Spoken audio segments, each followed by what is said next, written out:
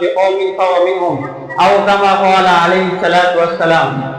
ইদ্রিসিয়া দারুল মুতালাআত কর্তৃক আয়োজিত আজ বার্ষিক সমাপনী অনুষ্ঠানের সম্মানিত সহ-প্রতিষ্ঠাতা বিজ্ঞ বিচারক মণ্ডলী, সুযোগ্য পরিচালক ও বাংলার দূরপ্রান্ত থেকে আগত আমরা এখানকার ছাত্ররা, আমার পক্ষ থেকে আপনাদের জন্য অগ্রিম শুভেচ্ছা ও অভিনন্দন।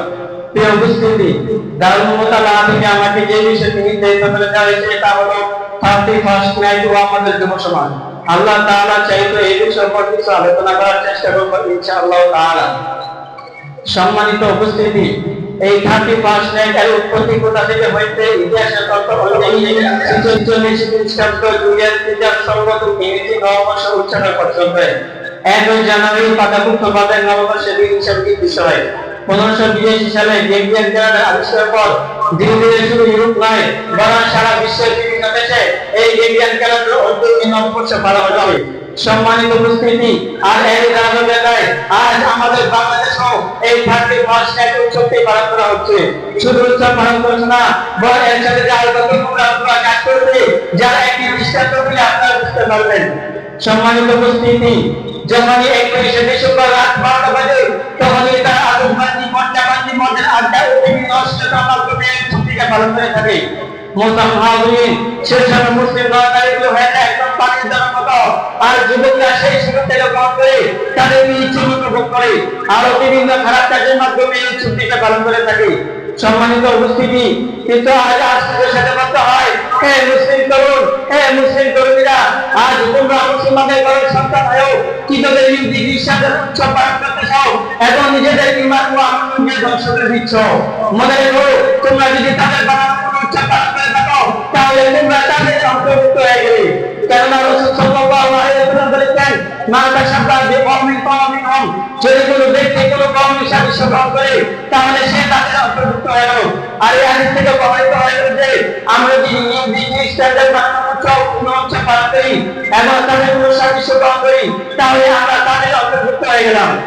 মোহতারাম হাজিরিন, বছরে 11টি মাস পেরিয়ে যখনই আসে এই বিজয় মাস, মানুষ ভুলে যেতে চায় পিছনের সতেরো দিকে শুরু করতে যায় একটি নতুন বছর, আসে দেখে একটি নতুন দিনের। কেননা পিছনে যা হওয়ার তা হয়ে গেছে, এখন আসে তাকে নতুন বছরটি কিভাবে সুন্দর করে কাটানো যায়।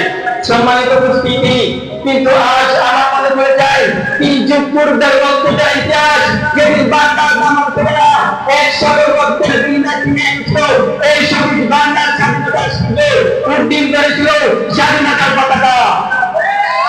সম্মানিত উপস্থিতি, কিন্তু প্রয়োজনীয় সত্য, সেই স্বাধীন বাংলায় আজ বসবাস করতে প্রতিটা কিছু ডাক্তার যাদের কাছে এদেশে আমার বাংলাদেশ না, যারা দেশে কেউ অন্যায় করে দিন পারে, যারা চায় এদেশ মানুষের নিজস্ব সংস্কৃতিকে থাকবে পশ্চিমা সংস্কৃতিকে ঢুকিয়ে দিতে, ওরা চায় এদেশের যুব সমাজকে ধ্বংস করে দিতে।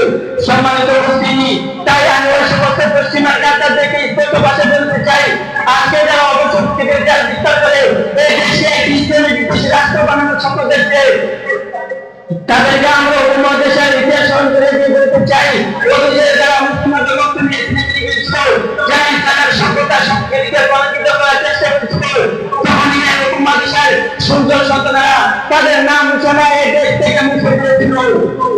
সম্মানিত উপস্থিতি, আবার যদি এই সমস্ত অবসংস্কৃতিকে মুসলমানদের সমাজে বিস্তার করতে চাই তাহলে এবং মুসলমানদের গুরুত্ব সচেতন করতে চাই তাহলে এই দেশে তার অধিকারতা বসে থাকবে না, বরং তাদের বিরুদ্ধে ঘুরতে দাঁড়াবে।